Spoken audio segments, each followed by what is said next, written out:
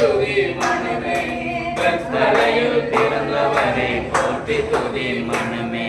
சர்வத்தையும் படைத்தாண்ட சர்வ வல்லவர், சர்வத்தையும் படைத்தாண்ட சர்வ வல்லவர். இங்கே தாழ்மையுள்ள தாய்மடியில் தலை சாய்க்கலானா, இங்கே தாழ்மையுள்ள தாய்மடியில் தலை சாய்க்கலானா. குடிலும் பணியும் தொட்டிலே கோமகனும் தொட்டிலே ஆரீரோ ஆரீரோ ஆரிராரோ ஆராரோ ஆராரோ ஆரிராரோ. சிங்காசனம் வீட்டிருக்கும் தேவமைந்தனா, சிங்காசனம் வீட்டிருக்கும் தேவமைந்தனா. இங்கே தங்கமுட்ட பசுந்தொட்டியில் படுத்திருக்கிறார், இங்கே தங்கமுட்ட பசுந்தொட்டியில் படுத்திருக்கிறார்.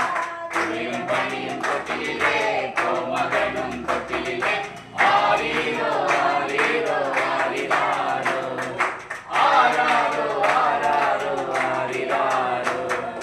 இந்தயவாய் அன்பு வைத்த என் பெருமானே, இந்தயவாய் அன்பு வைத்த என் பெருமானே. நாம் எண்ணமுடன் போய் துதிக்க ஏங்கிடுவோமே, நாம் எண்ணமுடன் போய் துதிக்க ஏங்கிடுவோமே. குடிலும் பணியும் தொட்டிலே கோமகனும் தொட்டிலே ஆரீரோ ஆரீரோ ஆரிராரோ ஆராரோ ஆராரோ ஆரிராரோ ஆராரோ ஆராரோ ஆரிராரோ. நல்ல கைகளை உயர்த்தி நல்ல கர்த்தரை ஸ்தோத்திரம் பண்ணுவோம். ஹல்லேலூயா ஹல்லேலூயா.